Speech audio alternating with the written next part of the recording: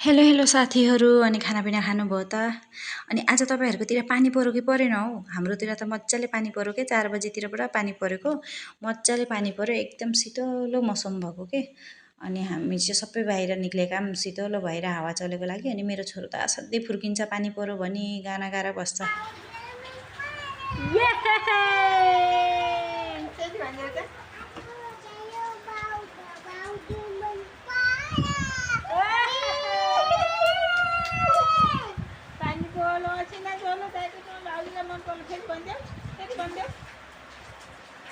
अनि चाहिँ म पनि भित्र पसेँ अनि गुन्द्रुकको झोल बनाउन लागेँ है त चिसो मौसम गुन्द्रुकको झोल खानु पर्यो भनेर अनि यो गुन्द्रुकको झोल कसरी पकाएँ भन्दा नि साथीहरू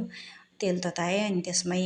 आलु दुईवटा मसिनो पारेर काटेर आलु राखेँ अनि आलु मजाले रातो भएर भुटेपछि अनि फ्राई भयो रातो ब्राउन रेड ब्राउन कलर भएपछि अनि त्यसमा मैले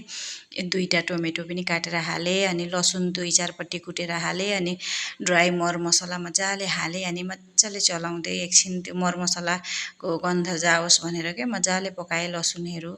अनि टमाटर गलत्त भयो अनि थोरै पानी हालेर छोपिदिएँ कि आलु पाक्नको लागि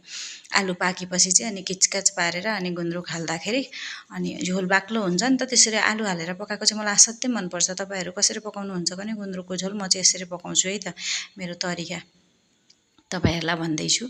अनि त्यसपछि आज चाहिँ मलाई कस्तो थकाइ लागेछ कि बोल्नै मन लागेको छैन अनि त्यसपछि चाहिँ अनि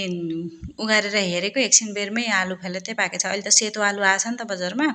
एकैछिनमा पाक्छ कि अनि कति राम्ररी हेर्नु न भिडियोमा देख्न सक्नुहुन्छ लतक्क परेर पाकेछ अनि त्यसपछि चाहिँ मैले एक मुख पानी हालिदिएँ अनि पानी हालेर चाहिँ अनि गुन्द्रुक पनि धोएर हालेँ गुन्द्रुक पनि सिद्धिन लागेछ अब 1-2 खेप खाएपछि त सकिन्छ हाम्रो आमाले चाहिँ फेरि गुन्द्रुक निकालेपछि मजाले सुकाएर मसिनो पारेर राख्नुहुन्छ कि यस्तो गरेपछि चाहिँ झोल पकाउन असाध्यै राम्रो हुन्छ अनि गुन्द्रुक हालेँ अनि फेरि एउटा बाटीमा 2 चम्चा मैदा राखेँ अनि पानी हालेर मैदाको घोल बनाएँ के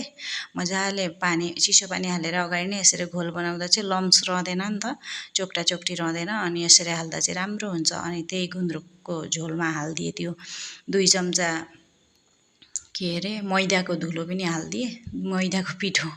घोल पनि हालिदिएँ अनि त्यहाँबाट त गुन्द्रुक भाक्लाक भुक्लुक उम्लिन थाल्यो गुन्द्रुक पाकिहाल्यो नि हेर्नु त कस्तो मिठो भएको थियो यो गुन्द्रुक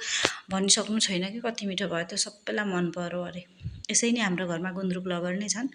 अनि गुन्द्रुक पाकिसकेको थियो डेडी आइपुग्नु भएछ फलफुल लिएर बाबुको अनि बुढा आएपछि त अनि बुढाहरू सबैले बसेर अनि चिया खायौँ बाबुलाई नै अनार ल्याइदिनु भएको रहेछ आफू नि खान्छ बालाई नि खुवाउँछ बालाई चाहिँ असाध्यै माया गर्छ कि बुवालाई नदिई ऊ खाँदैन अनि बा नाति खान थाल्यो म चाहिँ फेरि किचनमा अनि गुन्द्रुकको झोल पाकिहालेको